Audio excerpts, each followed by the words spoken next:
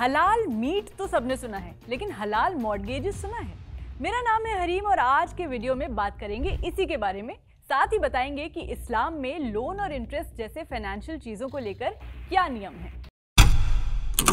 पहले बता दें कि इसके बारे में बात क्यों कर रहे हैं। भाई, कनाडा की जस्टिन ट्रूडो गवर्नमेंट ने रिसेंटली अपना एनुअल बजट प्रेजेंट किया।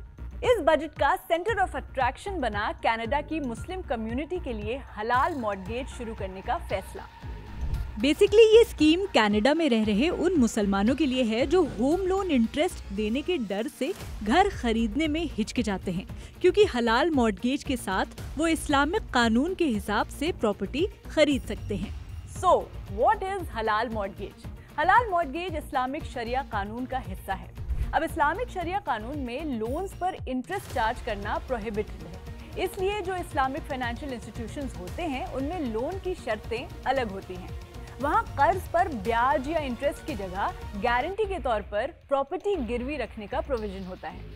प्रॉपर्टी को गिरवी रखकर लिया जाने वाला लोन मॉर्गेज लोन कहलाता है और मॉर्गेज लोन में कोई भी शख्स अपनी संपत्ति को किसी फाइनेंशियल इंस्टीट्यूशन के पास गिरवी रखकर उस पर कुछ अमाउंट लोन के तौर पर लेता है और लोन अमाउंट रीपे करने के बाद अपनी प्रॉपर्टी की ओनरशिप वापस लेता है।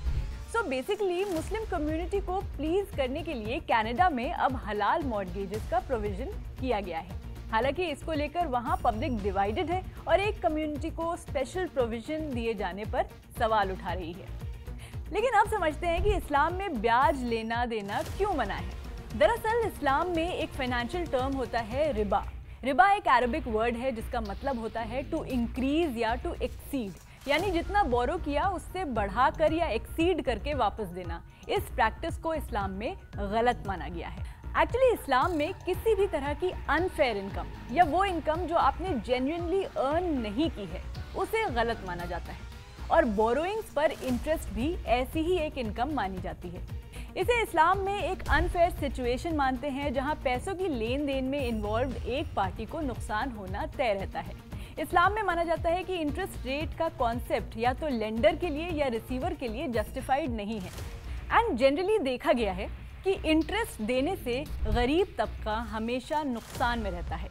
इस्लाम में हिदायत है कि जिनके पास दूसरों से ज़्यादा है उन्हें गरीबों की मदद करनी है, लेकिन किसी ज़रूरतमंद को लोन देकर उससे इंटरेस्ट के नाम पर इनकम निकलवाना इस्लामिक लॉज में अनफेयर माना जाता है। अगर इन्वेस्टमेंट और लोन के नाम पर दोनों इन्वॉल्व्ड पार्टीज को बराबर का फायदा हो तो ठीक होता, लेकिन इंटरेस्ट के केस में ऐसा होता नहीं है। ऑल्सो इस्लामिक फाइनेंस में एक टर्म शायद आपने सुना हो, मुराबाहा फाइनेंसिंग। इसमें क्या होता है कि ये वाला फाइनेंस प्रोवाइड करने वाला जो बैंक है वो अपने क्लाइंट के बिहाफ पर एक एसेट खरीद लेता है और क्लाइंट को वो एसेट मिल जाता है। फिर क्लाइंट इंस्टॉलमेंट्स में उस एसेट का पैसा बैंक को पे कर देता है और उस पर बैंक एक नॉमिनल फी चार्ज करता है जो पहले से तय होती है। ये इंटरेस्ट नहीं होता जिसका अमाउंट बढ़ता जाता हो। इस तरह की छोटी सी फिक्स्ड फीस के साथ हुआ लेन देन इस्लाम में हलाल माना जाता है, वैलिड माना जाता है। इसमें किसी भी पार्टी को यूं ही बैठे बिठाए कोई मॉनेटरी फायदा नहीं होता है। तो बस यही वजह है कि इस्लाम में इंटरेस्ट को हराम या गलत माना गया है, तो इसलिए हलाल मॉर्गेज जैसे प्रोविजंस को मुस्लिम कम्युनिटी अच्छा बता रही है। तो वीडियो में दी गई जानकारी कैसी लगी कमेंट में बताएं और स्विच को सब्सक्राइब करते जाएं।